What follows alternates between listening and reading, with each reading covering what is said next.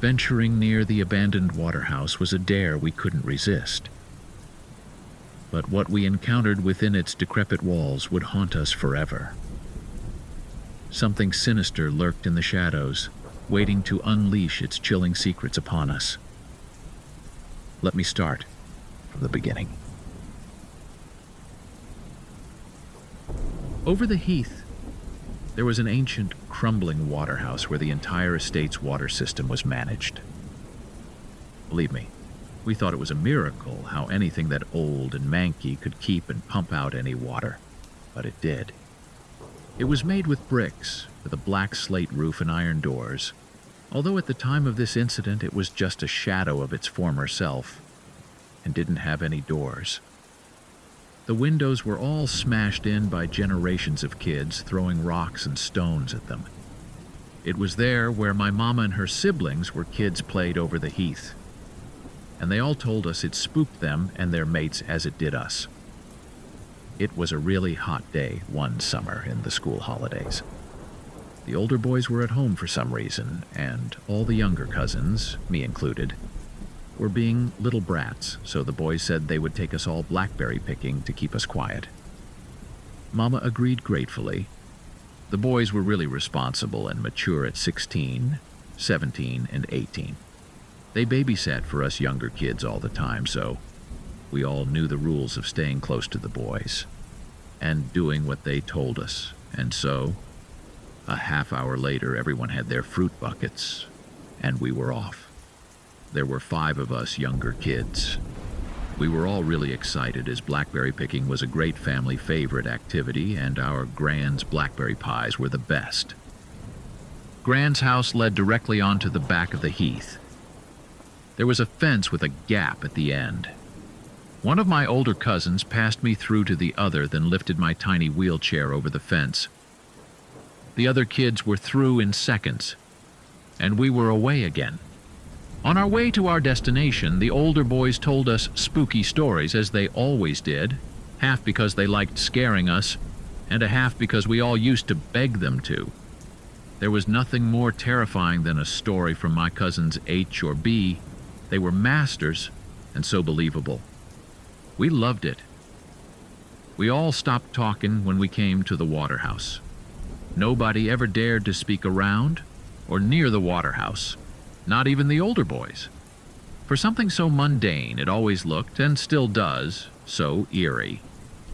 There was a second fence to get through before we reached our beloved blackberry field, but this time, as we squeezed through the gap of the fence, we were all more somber as we remembered the old wife's tale urban legend that we all knew about the Waterhouse. The story goes, once in the early 1960s, there was a gang of bank robbers. They were local to the area and were really nasty pieces of work. Their expertise was terrorizing bank customers and staff alike before grabbing and shooting anything that moved. They did several jobs without getting caught, but they really messed up a particular job, and a sweet 19-year-old trainee bank clerk was shot dead, and 5 more people were seriously injured. One of the gang was also shot dead, along with the nastiest member of the gang being seriously wounded in the crossfire.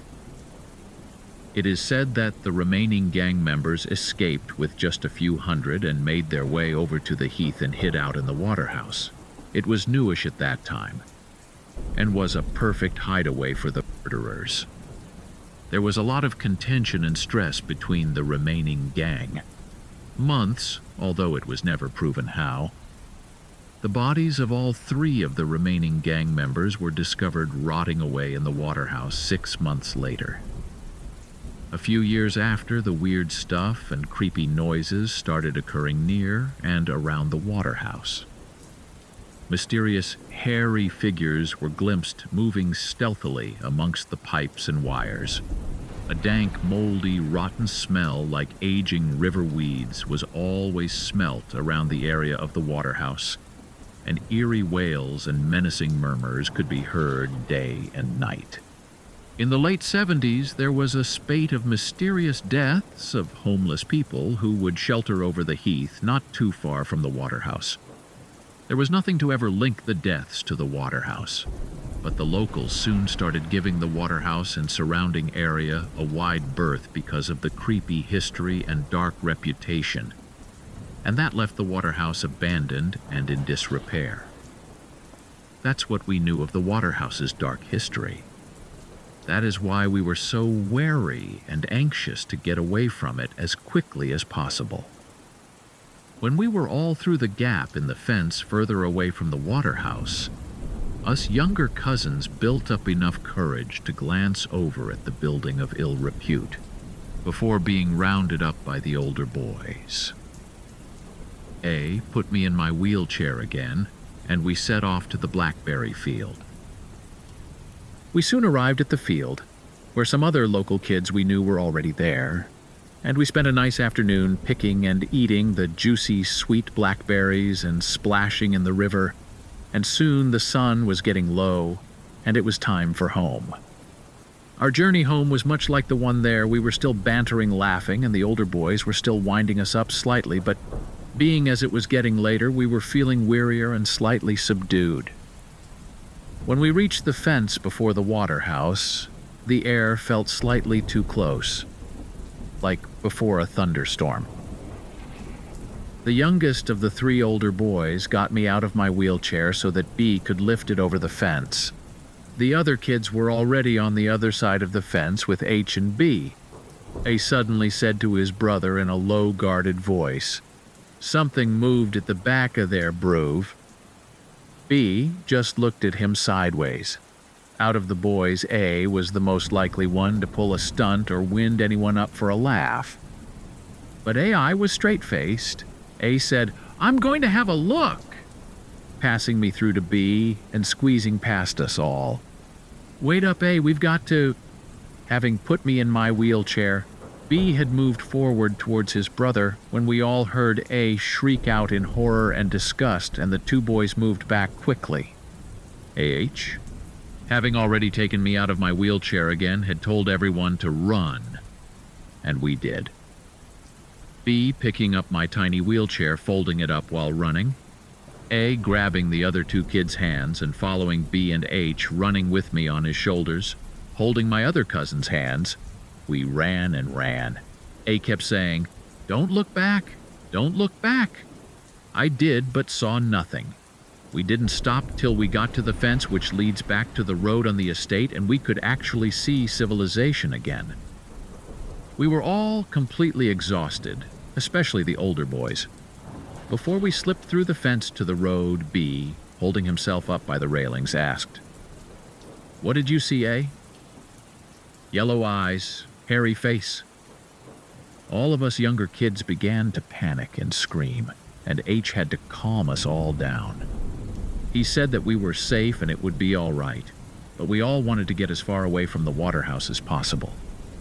When we got home, we all looked bedraggled and slightly nervy. Mama and my auntie noticed this and asked the boys what was wrong. H just said that we just got spooked by an old man in the bushes looking for golf balls to sell, and as that was quite commonplace over the heath. Mama and my auntie just gave us kids a pep talk and hugged us. We never did tell my mama or my auntie the truth about the yellow eyes and hairy face or find out what it actually was, but us kids didn't go near the Waterhouse for a long time after.